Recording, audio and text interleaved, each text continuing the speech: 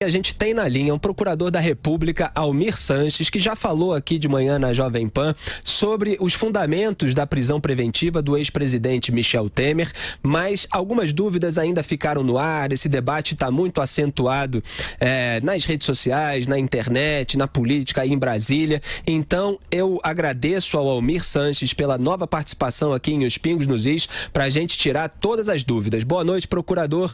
Tudo bem? Boa noite, Felipe. Tudo ótimo. Agradeço a oportunidade de esclarecer esse caso que realmente está tão complexo e gerando tanta desinformação, apesar do esforço, de explicar, mas que realmente é um caso que está muito em voga e acaba gerando alguma confusão por ser um caso muito complexo mesmo, né? Exatamente, procurador. Eu vou pedir inicialmente que o senhor diga sobre o seu cargo que o senhor ocupa, a sua história, alguma relação com a Lava Jato, para esclarecer para os ouvintes. Pois não, eu sou procurador da República, já sou procurador há 7 anos aproximadamente, antes fui procurador da Fazenda, né? E estou há 1 ano participando da Força-Tarefa da Lava Jato do Rio de Janeiro, e foi a responsável pela operação de ontem, né? Legal, Almir Sanches. Então, o senhor disse aqui de manhã de 4 fundamentos para a prisão preventiva. Está lá previsto num artigo do Código de Processo Penal, só que o caso específico precisa ser aplicado àquela regra geral. E aí que entram as nuances, eventualmente até subjetivas, para decisão de um juiz e depois reanálise de ministros dos tribunais superiores. Então, a questão que está sendo colocada no debate público é quais são os fatos objetivos que sustentam essas alegações de que se encaixa nos fundamentos da prisão preventiva o que foi feito em relação ao Michel Temer. Perfeito, Felipe. Então, na verdade, a lei ela fala de 4 fundamentos possíveis para a prisão preventiva, só que ela só exige um que seja encontrado para que já seja suficiente que se prenda preventivamente algum investigado. No caso dessa organização criminosa, e especificamente de Michel Temer, nós vemos presentes os 4 requisitos da prisão preventiva, que seriam, assim, de forma bem resumida, né? A garantia da ordem pública, e a gente vê esse requisito preenchido pelo funcionamento atual da organização criminosa, com lavagem de dinheiro por meio das empresas de fachada usadas pelo esquema, e com a liderança da organização criminosa pelo Michel Temer. A jurisprudência do STF é muito pacífica no sentido de que uma organização criminosa com atos de gravidade em concreto, como é o caso dessa, que chegou a receber entre propina prometida, paga efetivamente e desviada, quase 2 bilhões de reais. Então, a gravidade em concreto desses fatos é inegável. O STF é pacífico em entender que existe sim requisito da garantia da ordem pública para a prisão de integrantes da organização criminosa em funcionamento. Ainda mais do seu líder, com maior razão. Tanto é assim, algo que eu me esqueci de dizer de manhã, Eduardo Cunha está preso exatamente por essa mesma organização criminosa e pela gravidade em concreto dessas ações da organização. Então, assim, não faz sentido o Eduardo Cunha, que era um dos líderes, mas não era o líder da organização, está preso e se questionar do líder propriamente dito não ser preso, né? Então, esse é um primeiro requisito. Um segundo requisito, como o José Maria bem lembrou, é o da instrução criminal, que para que o processo possa ser devidamente instruído, ou seja, as provas sejam devidamente produzidas, não pode haver ninguém destruindo prova, atrapalhando a investigação. E nesse caso a gente vê que a organização criminosa tinha um braço de contra-inteligência que monitorava a investigação e investigadores, o que é muito grave na nossa opinião. Além disso, ela ainda forjava documentos para fazer frente ao estado atual das investigações, e inclusive também higienizava salas das empresas de fachada, deixando os escritórios totalmente vazios ao fim do dia, com medo de uma nova busca e apreensão que essas salas já tinham sofrido. Só assim, uma intervenção, por favor, procurador. Esse caso de limpar salas, não ter câmeras, por exemplo, se refere a uma diligência de 2017. Aí também está sendo criticado por ter sido algo antigo. Como é que o senhor responde a isso? Não, isso é muito tranquilo, na verdade, Felipe, porque na verdade o que a gente vê é que esse braço de contra-inteligência da organização estava em funcionamento atual. Assim, o momento em que se pegou a sala vazia foi em 2017. Mas a gente vê que depois continuou monitorando investigadores, que é muito grave, forjando documentos também, que é uma outra situação que tentando colocar pessoas periféricas do esquema, como se fossem os grandes cabeças por meio de documentos falsos. O senhor deu exemplo no caso da Argeplan, eles colocaram alguém como se fosse a pessoa responsável pela Argeplan para tentar afastar a responsabilidade do Coronel Lima, por exemplo, foi isso? Exatamente, foi isso. A gente encontrou um documento, inclusive com um post-it escrito à mão, dizendo para qual finalidade que era aquele documento. E aquele documento não corresponde à verdade dos fatos. Tá, só vou pedir para o senhor, então, continuar, depois desses exemplos práticos, a sua explicação sobre os outros 2 requisitos que fundamentaram a prisão do Temer. Pois não. Então, a gente já falou da garantia da ordem pública, né, que seria o risco de um atual funcionamento de uma organização criminosa com atos graves e da instrução processual, da instrução criminal, que precisa ser preservada. E, além disso, ainda temos a garantia de aplicação da lei penal, porque atualmente essa organização está escondendo muitos valores que foram desviados dos cofres públicos, inclusive em contas no exterior.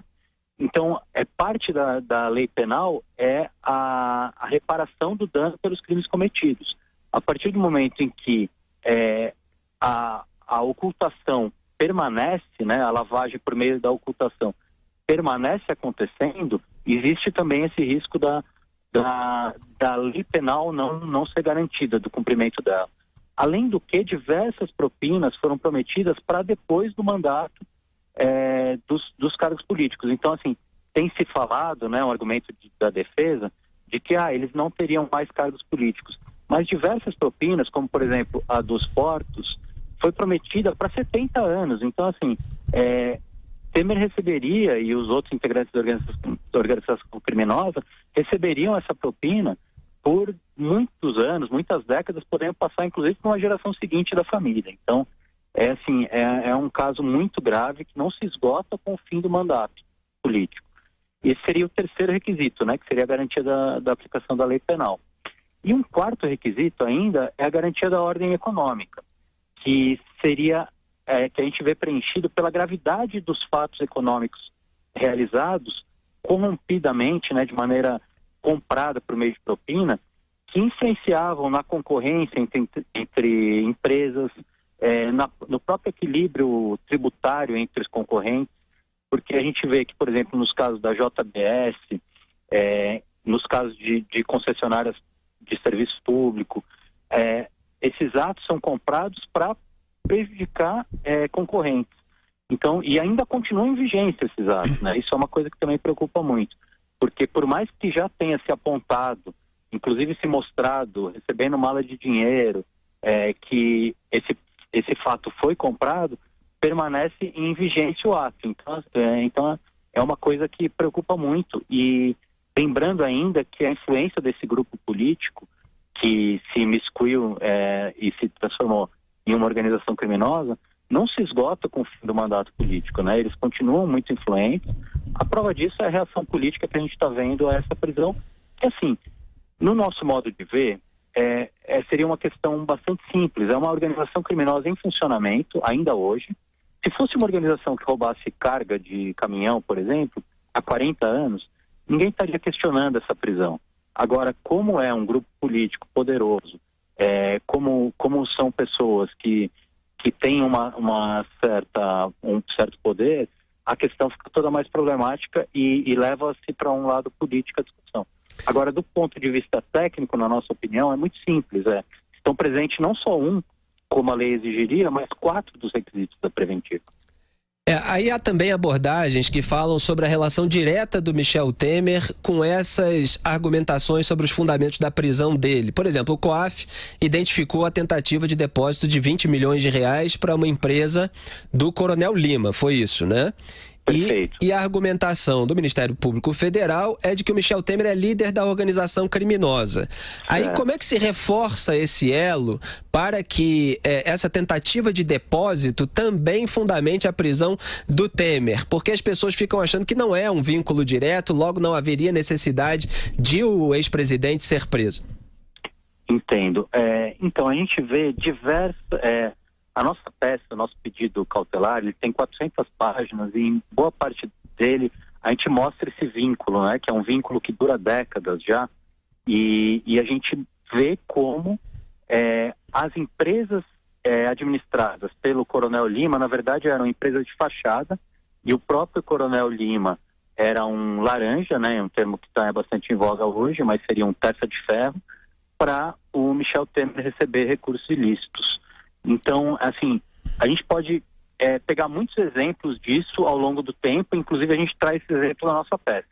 Para a gente ficar só em um, né, que é um caso bastante concreto, a gente vê que, por exemplo, a Argeplan, que é exatamente essa empresa que você mencionou, que teve essa tentativa de depósito de 20 milhões de reais, ela pagou a reforma da casa da filha do Michel Temer, da senhora Maristela Temer. Então, assim, é um vínculo muito claro que, assim, a empresa que recebe da Eletronuclear como sócia da AF Consult naquele contrato que a gente está investigando propriamente, ela paga a reforma da casa da filha do Michel Temer. É uma maneira do dinheiro que entra por meio de uma empresa de fachada voltar para a família, né? Ou seja, para o círculo patrimonial familiar do líder da organização criminosa, que seria Michel Temer. E duas questões só para encerrar aqui, para passar a palavra aqui para o José Maria e Rodrigo Constantino, mas é que eu queria ao máximo explorar a sua presença aqui para esclarecer todas as dúvidas dos nossos ouvintes e espectadores. A Argeplan, basicamente, foi uma empresa usada dentro daquele conjunto de empresas, do consórcio, que obteve um contrato público com a estatal Eletronuclear. E a Argeplan seria uma empresa usada apenas, basicamente, para desvio desse dinheiro, é isso? Perfeito, Felipe, porque assim, a gente vê que o contrato da Eletronuclear com a AF Consult, que seria uma empresa, que é uma empresa finlandesa, né, é um contrato altamente complexo de construção de uma usina nuclear, né? Eu acho que não consigo pensar em nada mais complexo do que isso. E a gente vê a Argeplan, que tem uma porcentagem relativamente grande desse contrato, chega a 17%, a gente vê a Argeplan tendo apenas 30 funcionários, sendo que 10 são motoristas, não tendo nenhuma experiência prévia em nada nuclear, nenhum outro projeto nuclear que tenha feito. Então, assim, claramente se trata de um meio apenas de recebimento de propina por dentro, como a gente fala, né? Porque pode ser um recebimento por fora de um dinheiro frio que seria entregue em espécie, por exemplo, ou um dinheiro por dentro já de uma empresa que teoricamente está quente, mas depois precisa ser reintegrado no patrimônio do agente público corrupto, né?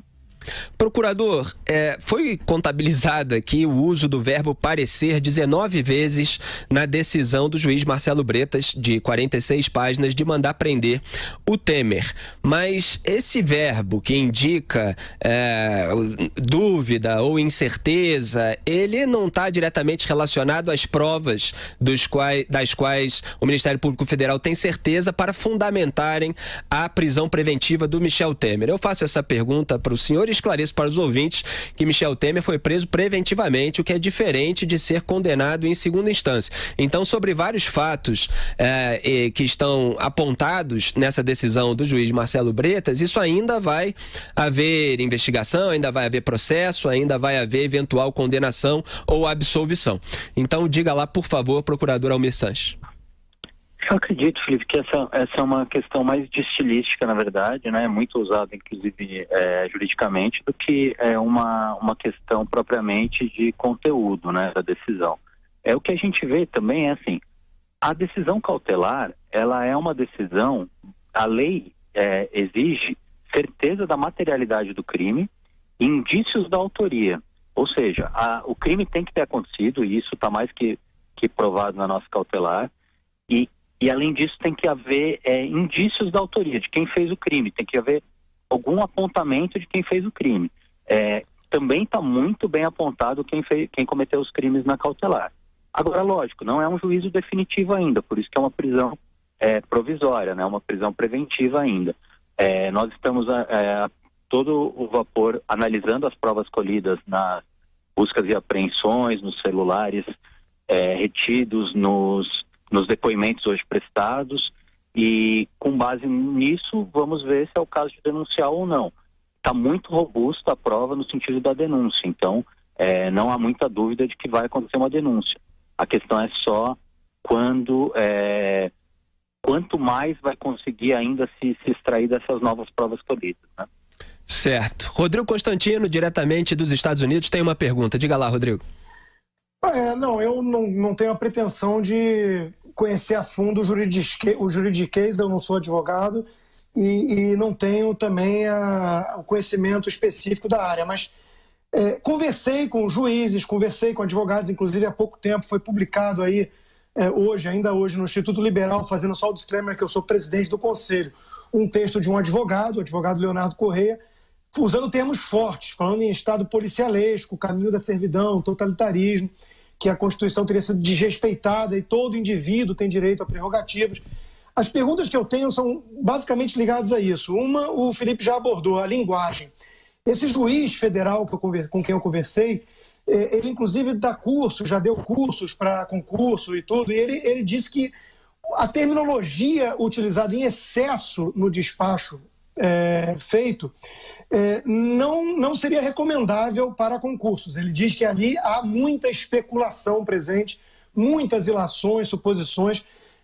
O senhor comparou com a prisão de uma quadrilha de roubo de carga, por exemplo, mas nós estamos falando, afinal de contas, de um ex-presidente da República e num momento delicado político, né? Então, a comparação com o caso do ex-presidente Lula também vem à tona. O ex-presidente Lula foi preso após trânsito em segunda instância, julgado, condenado, provas.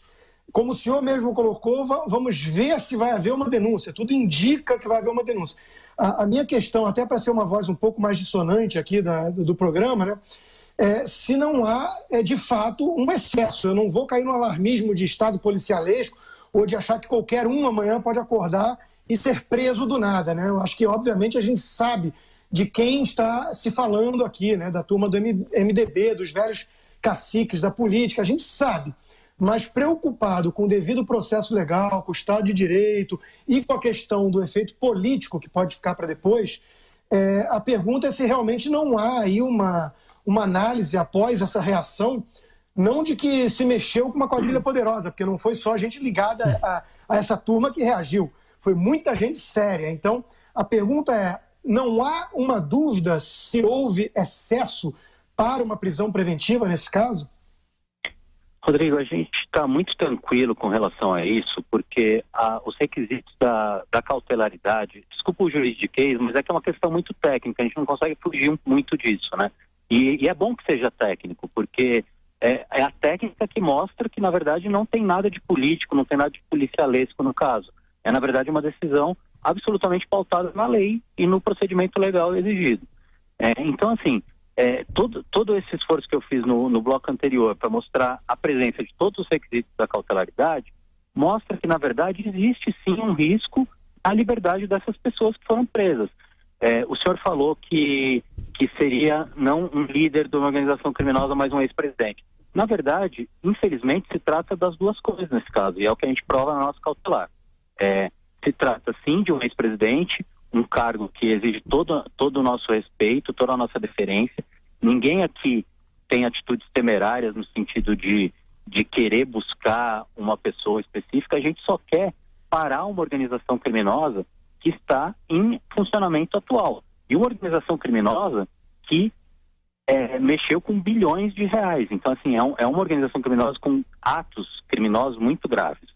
Então, o que a gente vê é isso, os requisitos técnicos, procedimentais, no nosso modo de ver, estão absolutamente preenchidos. É lógico que pode existir dúvida com relação a isso, um debate jurídico, isso é totalmente aceitável e é saudável para a democracia. Agora, que não é algo policialesco, não é algo cinematográfico, isso não é. Agora, um outro ponto que o senhor tocou que eu acho que é importante também a gente rebater é o seguinte: o senhor trouxe a questão do momento político delicado. Para a gente, infelizmente, assim, para a gente que trabalha com a justiça, essa não pode ser uma variável na equação.